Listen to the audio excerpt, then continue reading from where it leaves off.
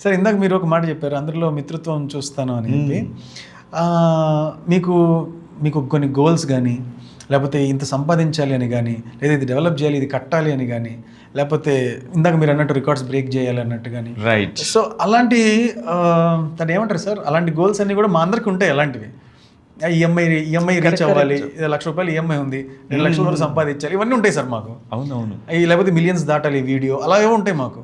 So అలాంటి competitive వరల్డ్లో ఉన్నప్పుడు మనం ఇంత ప్రశాంతంగా ఇలా డీల్ చేస్తున్నాం, అందరిలో మిత్రత్వం అలా చూసినప్పుడు ఆ కిక్, ఆ ఎక్సైట్మెంట్ తగ్గిపోతుందా మనకేమైనా? యాక్చువల్గా గోల్స్ అందరికీ ఉండాలి, కంపల్సరీగా ఉండాలి. ఓకే. కానీ మెడిటేటర్స్కి గోల్స్ వేరేగా అయిపోతాయి అనమాట. వేరే గోల్స్. ఇప్పుడు మనకి అద్భుతమైనటువంటి ఒక గొప్ప ట్రెషర్ ఉందని తెలుస్తుంది. ఎస్. అందరూ ఆ ట్రెషర్ని పొందాలని ప్రయత్నం చేస్తుంటారు. కానీ కొంతమంది ఆ నిజమైన ట్రెషర్, నిజమైన సంపద ఏదో అది పట్టుకోవాలని ప్రయత్నం చేస్తారన్నమాట. అంటే అందరూ సంపద కోసమే, ట్రెజర్స్ కావాలి. అంటే డబ్బులే కాదు, సుఖాలు కావాలి, లేకపోతే ఎంతో లగ్జరియస్ లైఫ్ కావాలి, పేరు ప్రఖ్యాతులు కావాలి, ఇవన్నీ ఉంటాయి. గోల్స్ పెట్టుకుంటారు. నేను అందరికంటే పాపులర్ అయిపోవాలి, లేకపోతే నేను బాగా డబ్బులు సంపాదించి నా అట్లీస్ట్ ఒక 10 తరాల వాళ్ళు ఉండాలి, ఈ డబ్బులు నా బ్యాంక్లో అంత ఉండాలి, ఇలా మంచి పదవుల్లో ఉండాలి, ఇలా కోరికలు, గోల్స్ పెట్టుకుంటారు. తప్పేం లేదు. ఎందుకంటే కానీ ఎవరైతే మెడిటేటర్స్ ఉంటారో వాళ్ళ మెడిటేషన్ గోల్స్ వచ్చేస్తాయి అన్నమాట. మెడిటేషన్లో నేను ఇంకా డెప్స్కి వెళ్ళాలి, నేను ఇంకా నాలో ఉన్న వాటి లోపల నిగూఢంగా దాగి ఉన్నటువంటి ఎన్నో గొప్ప గొప్ప సంపదలను నేను పట్టుకోవాలి. ఇప్పుడు ఫర్ ఎగ్జాంపుల్ ఆనందం అనేది గొప్ప సంపద. మనలో ఉన్న ఆనందం, బాహ్యంలో వెతుకుతుంటాం ఆనందాన్ని, కరెక్టే. కానీ మనలోనే ఉన్న ఆనందాన్ని మనం పట్టుకున్నామంటే ఇంకా ఎగ్జైట్మెంట్ ఉంటుంది. ఇక్కడ బాహ్యంలో మనమేమి ఆశ్చర్యపోకుండా ఉండము. ఏదైనా ఇప్పుడు ఒక పర్వతాన్ని చూస్తాం, చాలా ఆశ్చర్యపోతాం. ఆ పర్వతాన్ని చూసి మైమర్చిపోతుంటాం, ఆనందపడుతుంటాం. ఎంత బాగుంది, సృష్టి ఎంత బాగుంది. ఒక గార్డెన్కి వెళ్తుంటాం, ఆ గార్డెన్లో కూడా ఎగ్జైట్మెంట్ ఉంటుంది ఖచ్చితంగా. కానీ మనకి అక్కడ కంటే లోపల మనలో ఉన్న ఆనందం ఎప్పుడు ఊరుతూ ఉంటుంది అన్నమాట. ఇప్పుడు ఏ విధంగా అయితే కస్తూరి మృగం అని హిమాలయ పర్వతాల్లో ఒక జింక ఉంది. కస్తూరి మృగం అంటారు.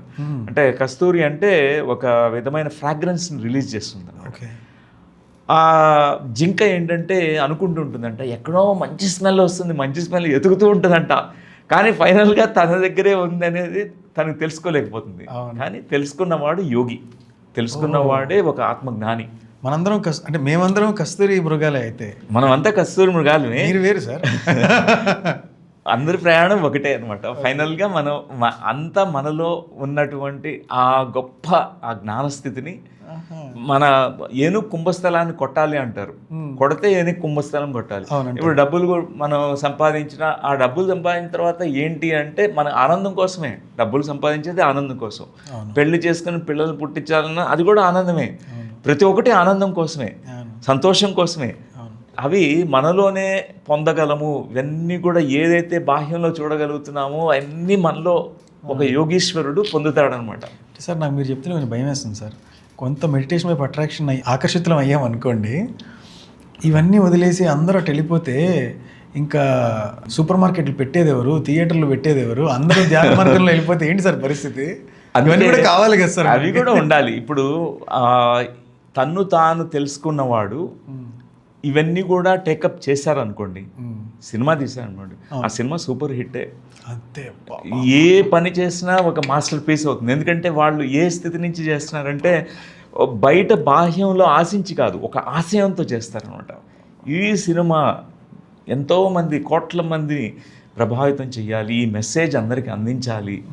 ఆశయం ఉంటుంది కానీ ఆశలు ఉండవు. నాకు డబ్బులు రావాలి అనేది అది కాదు, ఆశయం ఉంటుంది. గొప్ప ఆశయాలుగా మారుతాయన్నమాట వీళ్ళకి. సో ఇంకా ఎఫెక్టివ్గా చేయగలరు, ఇంకా ఎఫెక్టివ్గా చేస్తారు. వాళ్ళకి కృష్ణ భగవానుడు భగవద్గీతలో చెప్పినట్టు, నువ్వు don't worry about results, outcomes కాదు ఇంపార్టెంట్, ఎఫర్ట్స్. నువ్వు చేయాల్సిన కర్మ నువ్వు చెయ్యి అంతే. కర్మ ఫలాన్ని గురించి ఆశించి చేయొద్దు. అప్పుడు బెస్ట్ నీ నుంచి వెళ్తుంది అనమాట. సో ఒక ధ్యాన సాధకుడు ఇలా చేయగలుగుతారు. Great sir. ఎక్సలెంట్. ఒక్కసారి ఒక ట్రిప్ తీసుకెళ్లారు మమ్మల్ని. అర్జెంట్గా మొదలెట్టేస్తాం, రాత్రి నుంచే మొదలెట్టాలని ఉంది.